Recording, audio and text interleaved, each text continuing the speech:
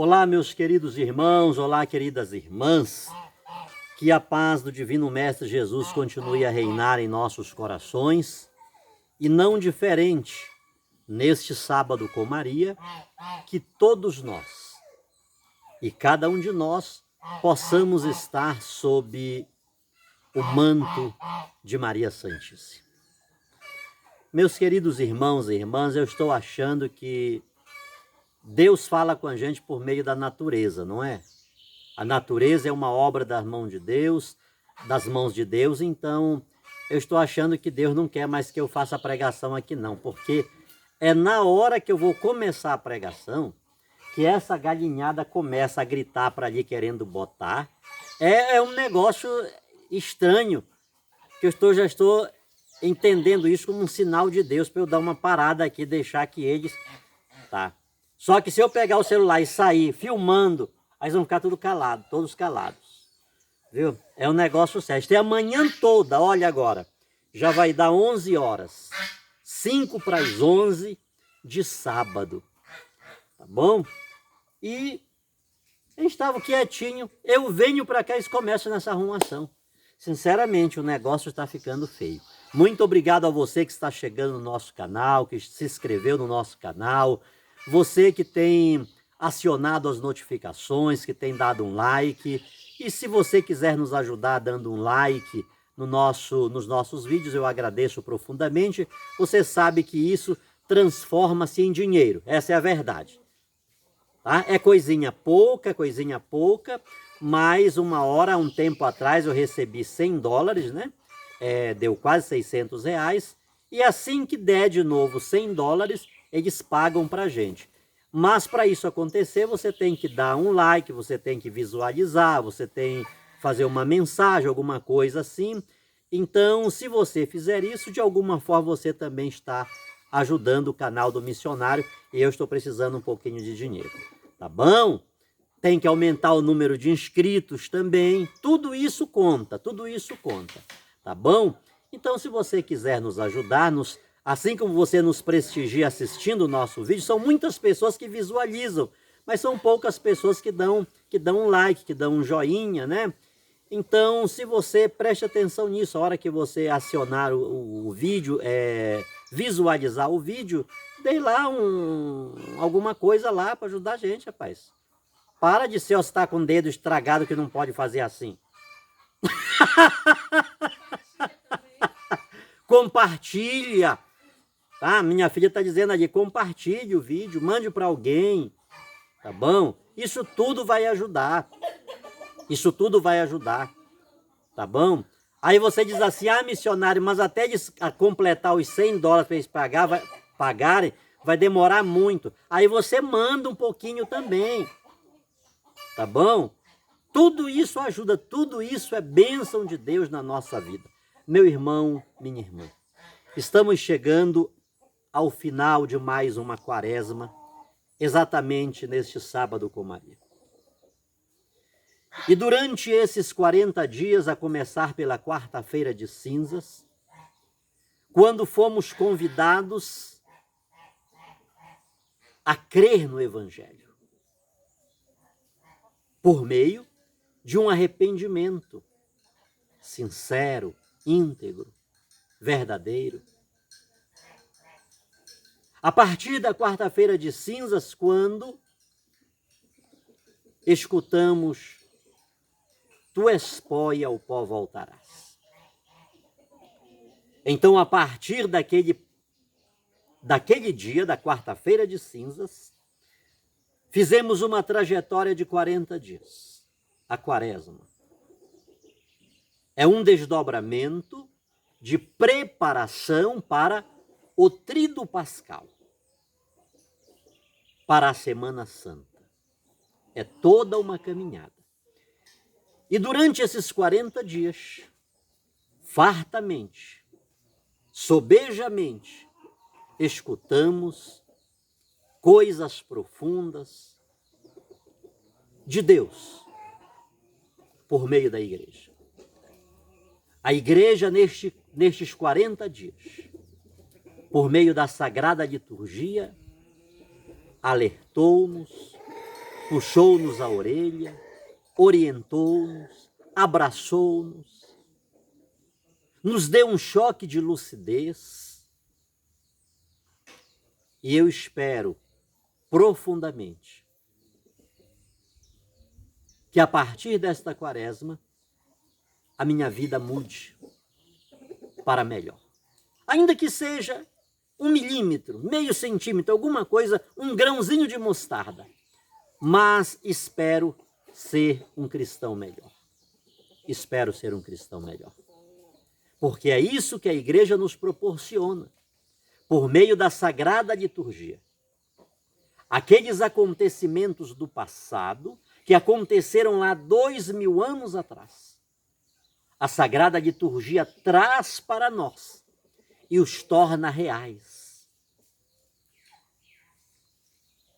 A diferença é que lá aconteceu de forma histórica, de forma cruenta, com dor, e aqui eles aparecem sacramentalmente, de forma incruenta, sem dor, mas a ausência da incruência e da dor não tira o real sentido daquilo que há 2000 anos aconteceu.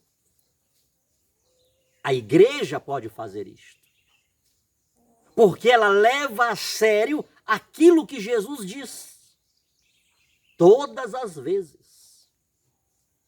Não é algumas vezes. Todas as vezes que comerdes deste pão e beberdes deste cálice, anunciais a morte do Senhor até que ele venha. E o sacerdote, no momento da consagração das espécies, quando acontece o milagre extraordinário da transubstanciação, não é preciso crer, meu irmão. Se a gente não crê nem em Deus, quanto mais crer nas fórmulas da igreja, nos sacramentos da igreja, não é preciso crer. Mas aquele que crê, ele tem a plena convicção que Jesus é o altar, Jesus é o cordeiro, Jesus é o presidente da celebração. O sacerdote está ali in persona Christi. É o próprio Cristo. Então, aqueles que creem têm a convicção, têm a certeza de que aquele acontecimento de 2000 anos atrás, ele torna-se presente, ele torna-se real.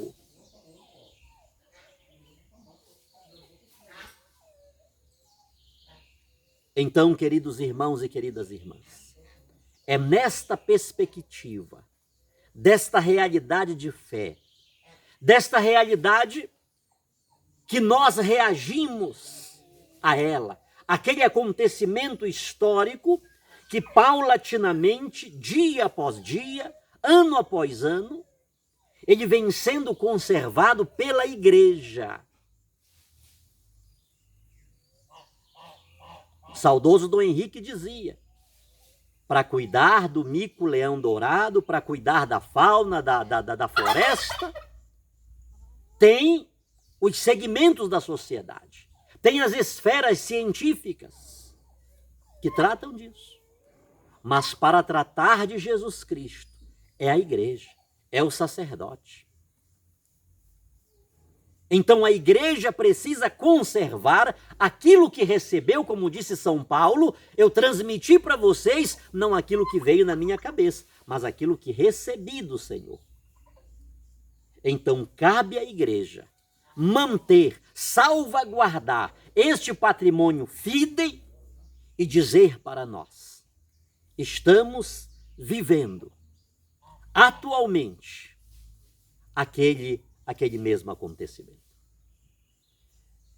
Então, queridos irmãos e queridas irmãs, quando estamos encerrando mais esta quaresma, para já entrarmos em toda a Semana Santa, a começar pelo Domingo de Ramos, que cada um de nós tenhamos a consciência. O que mudou na nossa vida? Será que tudo o que escutamos durante estes 40 dias foram suficientes para pelo menos 1 milímetro de coisas positivas possam começar a acontecer na nossa vida, na nossa história? Para que mudanças, se nós tivermos a fé do tamanho de um grão de mostarda, se 1 milímetro em alguma coisa negativa na nossa vida mudou para o lado positivo, pois este milímetro, este grão de mostarda, será suficiente para transportar montanhas. Será suficiente para mudar coisas quase que imutáveis na nossa vida. Porque estão incrustadas em nós, estão cauterizadas em nós de uma tal forma que a gente diz isto é impossível. Um exemplo simples, eu não largo este cigarro. Eu não largo esta bebida. Eu não largo esta cocaína. É impossível, qualquer coisa pode acontecer. Mas isto está em mim já. Já apossou-se de mim, já dominou-me de uma tal forma. Se nós tivermos fé, se esta quaresma mudou em nós 1 milímetro, um grão de mostarda, pois este um grão de mostarda pode fazer com que esses impossíveis aconteçam na nossa vida. Então que entremos agora nesta Semana Santa. A partir do domingo de Ramos. A Semana Santa é um desdobramento que vai acontecer porque a igreja quis viver não apenas o domingo da ressurreição, a Páscoa. Não apenas a sexta. Mas tudo o que aconteceu na última semana de Jesus, que culminou na sexta-feira e culminou no domingo da ressurreição. Então começa no domingo de Ramos, amanhã. Que todos nós possamos entrar neste grande mistério. Que todos possamos entrar nesta graça sobrenatural de Deus, para que nossa fé seja revigorada, restabelecida e estejamos prontos para enfrentar as situações, as dimensões trágicas da existência. Hoje, queridos irmãos, exatamente no final desta quaresma, nós fomos e somos brindados com um texto do profeta Ezequiel e com uma leitura do Evangelho de São João.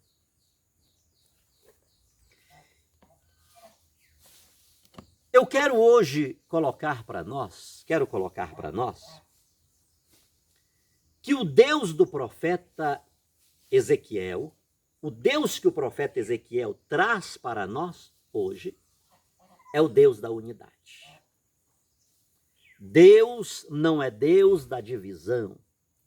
Ele não é Deus da fragmentação. Ele é o Deus da unidade. Todas as obras de Deus, elas visam uma unidade. O universo, o próprio nome já diz, é uno. Ele é composto dos diversos, dos muitos, dos múltiplos, dos inúmeros. Esse diverso que compõe o universo não cabe na nossa cabeça. Não cabe na nossa cabeça. Mas todo esse diverso, embora infinito, ele é uno ao mesmo tempo. Então todo o agir de Deus, todo o movimento de Deus visa a unidade. Aquele endemoninhado de Gadá, quando Jesus o curou, ele queria acompanhar Jesus. O que foi que Jesus disse-lhe? Não. Fica aí. Volta para os teus, volta para a tua casa. Constrói a unidade lá. Fala para eles o que Deus fez na tua vida.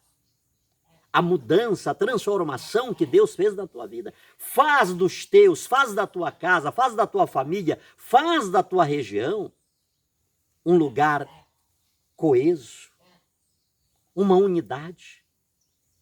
Diz para eles que eles devem acercar-se de Deus, eles devem querer Deus, porque quando a gente quer Deus e quando nos aproximamos de Deus, não importa quantos somos, não importa a diversidade étnica, racial, não importa. Essas pessoas tornam-se uma pessoa, tornam um só. O Espírito Santo, quando veio no dia de Pentecostes, fez daquelas pessoas uma comunidade que tinha uma só alma, que tinha um só coração, que dava atenção à doutrina dos apóstolos, estava reunida no partir do pão, estava reunida nas orações. Então, o Deus que o profeta Ezequiel traz para nós hoje, em Ezequiel, no capítulo 37, é o Deus da unidade. É a cátedra de Pedro.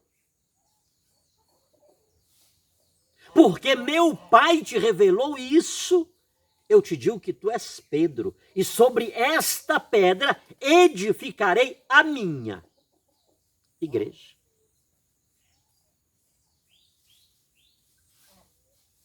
Pedro, estou entregando para ti a minha igreja, não as minhas igrejas.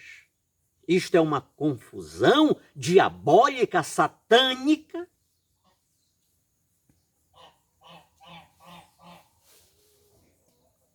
Que esteve lá na vida de Martinho Lutero.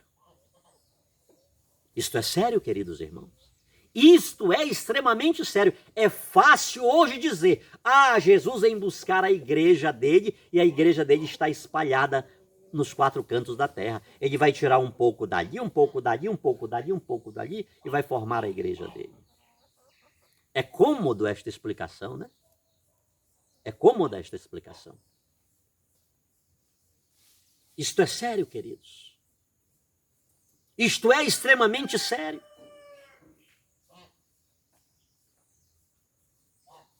Satanás, ele trabalha exatamente para que aconteça a fragmentação, aconteça a divisão, a separação.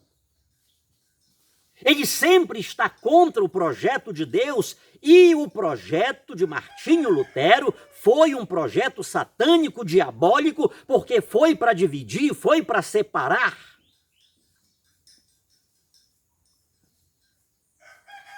E não pense que ele não foi avisado.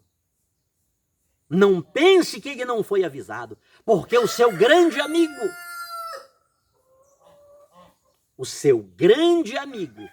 Erasmo, lhe abriu os olhos. Você sabe dessa história. E se não sabe é porque não quer saber, porque não pesquisa, porque deixa esse negócio para lá que isso aqui não vale a pena. Erasmo disse-lhe, não faça isso. Quando Lutero disse, o povo só vai ter uma fé verdadeira quando cada um ler a Bíblia por sua conta.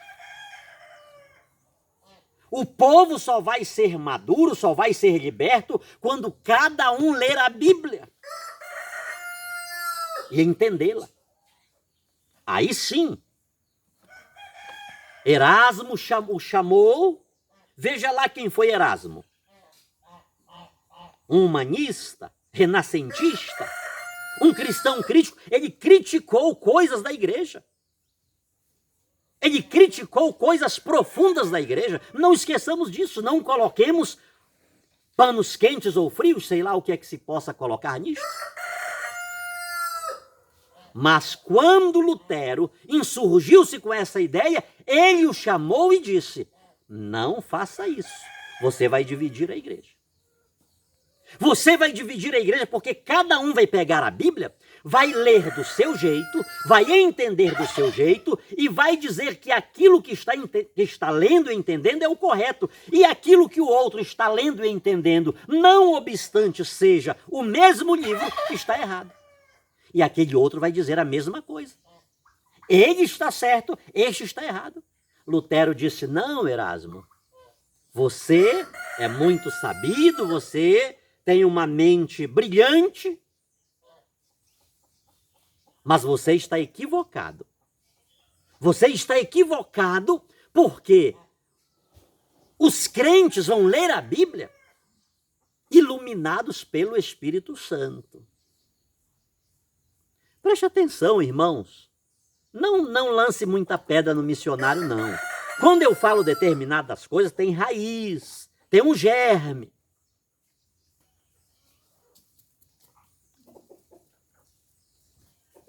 Lutero disse isso, os crentes vão ler a Bíblia iluminados pelo Espírito Santo. Quando Erasmo escutou isto de Lutero, ele convenceu-se que Lutero ia dividir a igreja, que Lutero estava louco, que aquilo era uma insanidade. Aquilo era uma insanidade. E tudo leva a crer que aquela foi a última conversa e aquele foi o último encontro entre Lutero e Erasmo de Roterdã. Preste atenção nisto, queridos. O Deus de Ezequiel é o Deus da unidade. E a liturgia de hoje que vem para nós, do capítulo 21 ao 28, do versículo 21 ao 28, do capítulo 37 de Ezequiel, começa dentro daquela peça do Vale de Ossos Secos. Olha aí, a ação do Espírito Santo. Um dia o Dom Ascona me disse o seguinte, Sidney, o Espírito Santo ele não divide, o Espírito Santo ele não separa, o Espírito Santo ele não racha, o Espírito Santo ele não fragmenta, o Espírito Santo ele une. O que aconteceu? Vamos ver isso no desdobramento de Pentecoste, depois da Páscoa. Se nós temos na Quaresma 40 dias preparando a Páscoa, nós temos depois um desdobramento de 50 dias, um prolongamento da Páscoa. E na solenidade de Pentecostes, a gente vê o Espírito Santo fazendo isso aqui, ó, unindo. Aquelas pessoas de várias partes do mundo compreenderam a mensagem. Compreenderam aquela linguagem que era impossível.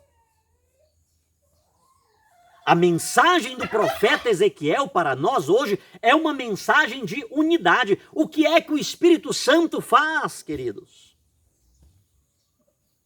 Repetindo, nós estamos, a liturgia de hoje, da primeira leitura do 21 ao 28 do capítulo 37 de Ezequiel. Mas nós estamos dentro de uma peça que começa com o versículo 1 do capítulo 37, que fala do Vale de Ossos Secos. O Espírito Santo ele vai unir, ele vai puxar. Os ossos estão secos. Às vezes a gente até com carne já está morto. Imagina os ossos secos. Mas vai acontecer uma obra do Espírito. A carne, os nervos, os tendões, os ossos, a pele. O Espírito vai ser projetado sobre aquele corpo inerte. E tal como lá na primeira criação, que Deus forma aquele boneco humano e sopra nele o sopro da vida, o hálito da vida, o espírito, o ruá. Agora lá em Ezequiel é a mesma coisa que vai acontecer. O Espírito de Deus vai dar vida àquilo que há pouco era um osso seco. Era um nada, era inerte. Não movimentava-se. No final desta quaresma, a igreja está trazendo para nós uma potente mensagem sobre a unidade. E Deus tudo fez pela unidade. Tudo fez para que o seu povo fosse e seja um povo unido. Todavia, queridos, o nosso irmão Lutero começa lá. E coloca a Bíblia na mão do povo. Erasmo não vai ter problema nenhum, porque todo mundo vai ler a Bíblia pelo Espírito Santo.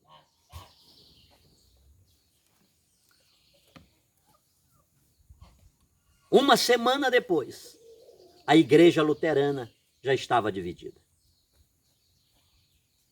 Zwinglio puxou para o lado dele, Calvino puxou para o lado dele, e aí são incontáveis os reformadores, e nunca essa reforma terminou. Foi uma chaga, queridos. Uma chaga quase que incurável. E assim como a mensagem desta liturgia de hoje, que está do 21 ao 28 do capítulo 37 de Ezequiel, que foi para o campo do milagre. Esta chaga da divisão, eu não vou falar com outros povos, só dos cristãos, só acontecerá por meio de um milagre. Porque de outra forma não há como. É incurável. Lutero iniciou um processo inadministrável.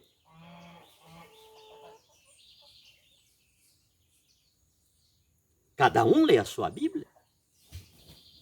Cada um interpreta. O Espírito Santo faz cada um interpretar do seu jeito e da sua maneira. E é isso que a gente vê por aí. A igreja, ou seja, o protestantismo não tem nenhum compromisso com a unidade.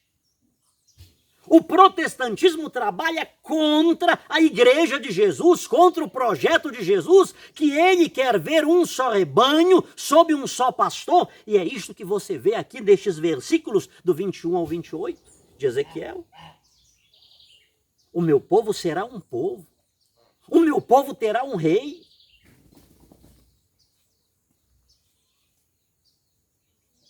O protestantismo não tem compromisso com esta unidade. Ele quer que a coisa se esfacele dia após dia e que essa esfacelação aumente dia após dia em dimensões inimagináveis. E quando Lutero viu a besteira que estava fazendo e que tinha feito e que foi muito bem avisado, ele não podia dizer para ninguém, não faça isso. Porque ele tinha começado aquilo. É como aquela história que o pessoal conta da pena dos gansos que foi jogada, né? Joga, você fala mal dos outros, né? Agora vá lá buscar de volta. Não tem mais como trazer de volta. Aquela unidade que Davi havia iniciado. Ele unificou as 12 tribos de Israel em um só reino, sob um só rei. Com a morte de Salomão, o reino foi dividido. Aí começou a briga entre irmãos, começou os interesses políticos, o culto foi dividido, e isso tudo contribuiu para que a divisão fosse mais amarga. Os reis Ezequias e Josias, leia lá, o que eles fizeram para restaurar o culto, para unir o povo. Não teve jeito, queridos. O trabalho deles foi em vão, foi inútil. Eles não puderam fazer nada. Aquela unidade construída pelo rei Davi foi parar no cativeiro, foi parar na dispersão, foi parar na humilhação, foi parar na fragmentação. E é exatamente nesse contexto caótico, terrível, que o profeta Ezequiel recebe uma mensagem de Deus para que ele transmitisse o povo. É mais ou menos Deus dizendo assim, diz para eles que ninguém vai conseguir resolver esse problema. Não há rei que reunifique o povo. Somente eu posso resolver isso. E eu vou resolver isso. Ou seja, a divisão foi tal do povo de Deus que ela foi para o campo do milagre. Humanamente, ninguém pode fazer nada. A divisão que há no meio, e como se não bastasse, a divisão que existe no cristianismo fora da Igreja Católica, hoje, dentro da Igreja Católica, ei, bispos, abra os olhos, abra os olhos. Atos capítulo 20. Atos capítulo 20. Eu sei que depois da minha partida, entre vós mesmos, levantar-se-ão lobos devoradores que destruirão o rebanho, que persuadirão o rebanho, que levarão o rebanho após si. Os senhores são os vigias da igreja. Ei, bispos do Brasil, arcebispos, cardeais, abram os olhos. Como se não bastasse a divisão que há no cristianismo fora da Igreja Católica, dentro da Igreja Católica, cada um quer fazer do seu jeito, da sua maneira. Cada um está dividindo. E em nome daquele Espírito Santo de Lutero, estão esfacelando o corpo de Jesus Cristo. Que foi que Clemente falou para a igreja, São Clemente falou para a igreja lá de Corinto? É uma vergonha. É uma vergonha. Aquela igreja antiga, aquela igreja idônea, aquela igreja honrada, aquela igreja respeitada, hoje está na lama, difamada, por causa daqueles que levantam-se contra os seus presbíteros, contra os seus pastores.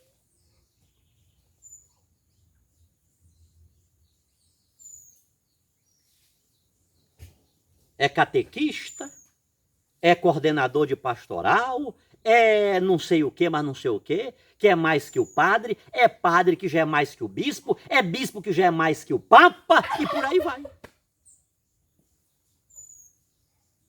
No final desta quaresma, a liturgia traz para nós a mensagem da unidade. Isto é sério, queridos. Isto é muito sério. E você quer saber por que isto é muito sério? Porque no Evangelho, aqui no versículo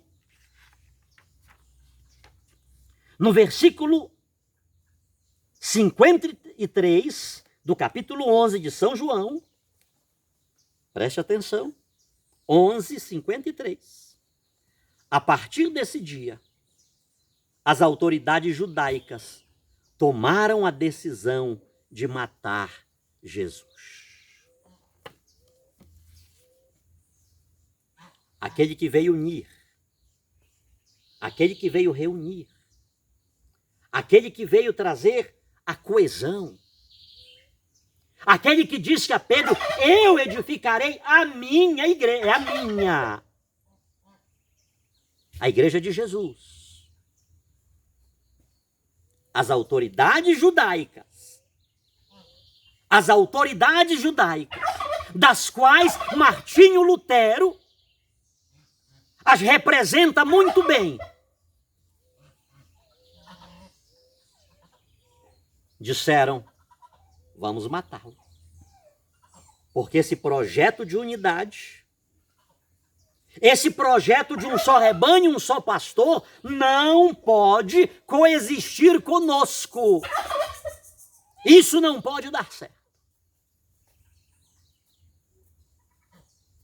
A partir daquele dia, eles tomaram a decisão de matar Jesus, e é o que liturgicamente nós vamos ver neste tríduo pascal, a começar de amanhã pelo Domingo de Ramos. Amados, em nome da Bíblia, em nome de Nossa Senhora, em nome do Espírito Santo, em nome de determinadas devoções, é muito fácil se dividir, se esfacelar o corpo de Jesus Cristo. Tenhamos cuidado. Tenhamos cuidado. Aquilo que Lutero fez não é algo do passado. É algo que está aí à nossa frente, na nossa cara. Porque cada um recebe o Espírito Santo. Eu acho que são muitos Espíritos Santos, com exceção daquele, o Espírito Santo de Maria, é outro. O Espírito Santo que veio sobre Nossa Senhora, sobre os santos da igreja, é outro, é um. Mas esse que o povo recebe por aí são outros. São construtos da mente humana. Cada um constrói o seu Espírito Santo e cada um coloca na boca desse Espírito Santo a mensagem que quer receber e aquilo que quer fazer. E deixa o barco correr. Contanto que eu consiga os meus... Meu irmão, minha querida irmã, por favor. Ainda agora, deixa eu falar um paradoxo rapidinho. Eu pedi que você se inscreva, que você compartilhe, que você dê um like. Mas se você acha que o canal do missionário é fora a Igreja Católica, é fazer um partido fora a Igreja Católica, por favor, pode sair do canal. O missionário Sidney é católico, apostólico, romano, e eu sou daqueles bem tradicionais. Eu sou daqueles bem antigos. Eu não estou aqui para lhe dar uma lavagem cerebral. Eu não estou aqui para lhe teleguiar. Eu não estou aqui para administrar a sua mente e os seus pensamentos. Eu não estou aqui para fazer um povo para ir contra a igreja de Jesus. Não. E se for para isto acontecer, que Deus me tire da face da terra. Que Deus pegue aquele câncer do meu filho e coloque em mim um câncer que não aguente 10 dias. Toma aqui, acaba logo. Destrói logo. Isso não passa na minha cabeça. Mas isso está acontecendo e você sabe disso.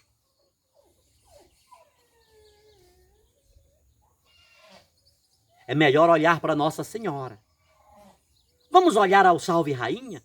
Nós que vivemos gemendo e chorando neste vale de lágrimas. Essa é a nossa história. Na época do profeta Elias, quantas viúvas haviam em Israel? E nenhuma foi abençoada. Na época do profeta Eliseu, quantos leprosos haviam em Israel? Quantos foram curados? Parar com essas palhaçadas, irmãos.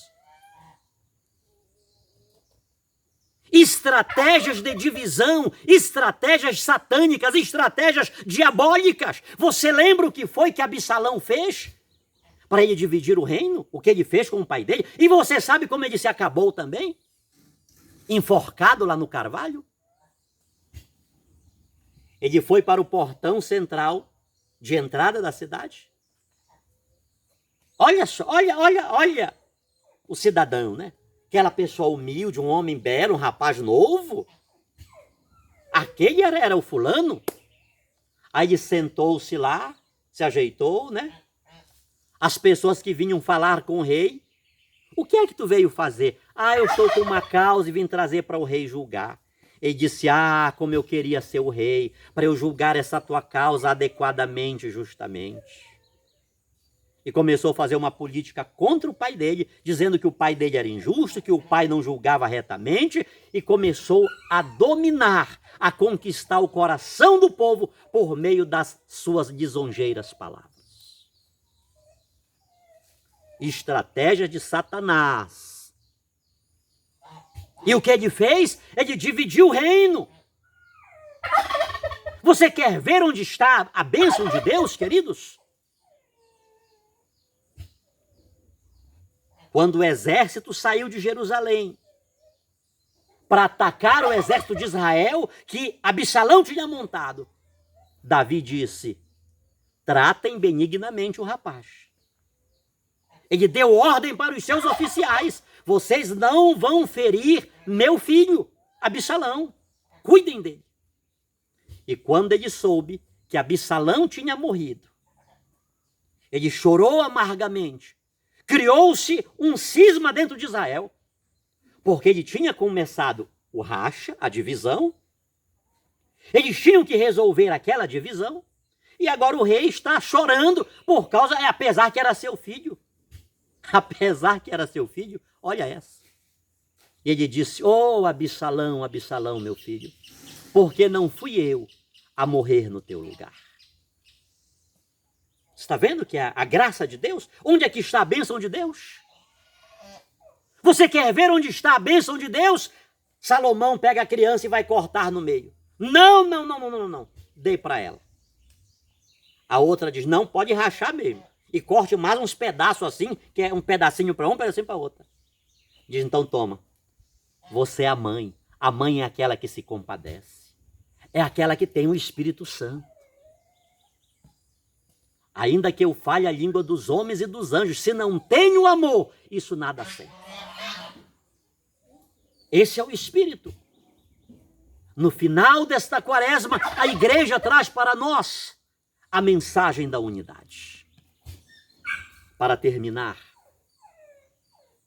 assim diz o Senhor Deus: eu mesmo vou tomar os israelitas do meio das nações para onde foram.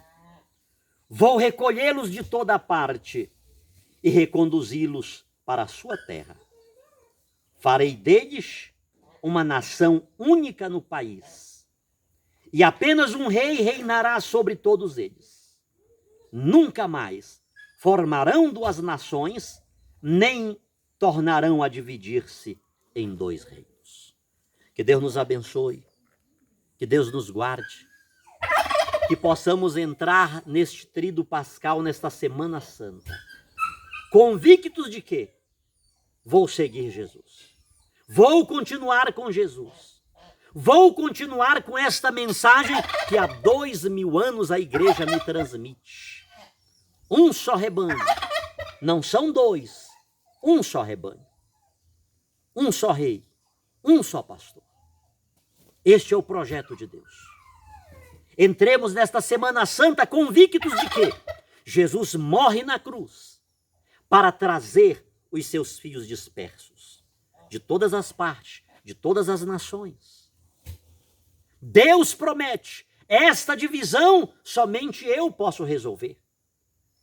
Ela foi para o campo do impossível, humanamente falando, mas eu posso resolver. Então eu vou trazer o meu povo de todas as nações para onde eles foram. Eu vou recolhê-los, eu vou repatriá-los, eu vou reuni-los.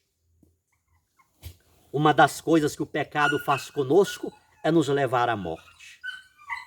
E há uma palavra de Deus para aqueles que estão mortos, para aqueles que estão como aqueles ossos secos naquele vale. A morte de Jesus é exatamente para dar vida a esses ossos secos. É para trazê-los das sepulturas que estão expostas, que estão abertas. Quantos de nós já somos pessoas sem vida? Literalmente somos ossos secos, não existe nada mais em nós. É isso que o pecado faz com o homem. É isso que a indignidade faz com o ser humano. É isso que as rupturas provocam no ser humano. Mas Deus diz: eu vou trazê-los. Mas como é impossível? Eu vou trazê-los, porque eu vou ressuscitar ao terceiro dia. Eu não ressuscitei Lázaro, eu não ressuscitei o filho da viúva de Naim, e eu vou ressuscitar. Eu estou dizendo para vocês que o pecado pode ter te fragmentado, pode ter te destruído, pode ter te levado para a sepultura, mas eu vou trazer, porque em mim está o poder da morte. Em mim está o poder da vida. Em mim está o poder da ressurreição. Não importa o que o pecado tenha provocado e produzido na minha vida, na minha história, na minha realidade. O importante é que acima de todas essas fragmentações existe um Deus Todo-Poderoso, que ele não só quer a unidade, mas ele promove a unidade, ele faz que a unidade aconteça. E a maior obra que Deus fez pela unidade foi a ressurreição de Jesus Cristo. Através da ressurreição de Jesus, nós podemos reviver, nós podemos ser novas criaturas, até porque quem está em Cristo, uma nova criatura é. As coisas velhas passaram e uma nova realidade se estabeleceu. Pela intercessão de Maria Santíssima e de todos os santos e santas que juntos de Deus estão, que derrame-se continuamente sobre todos nós a bênção deste Deus Todo-Poderoso, que é Pai, Filho e Espírito Santo. Amém.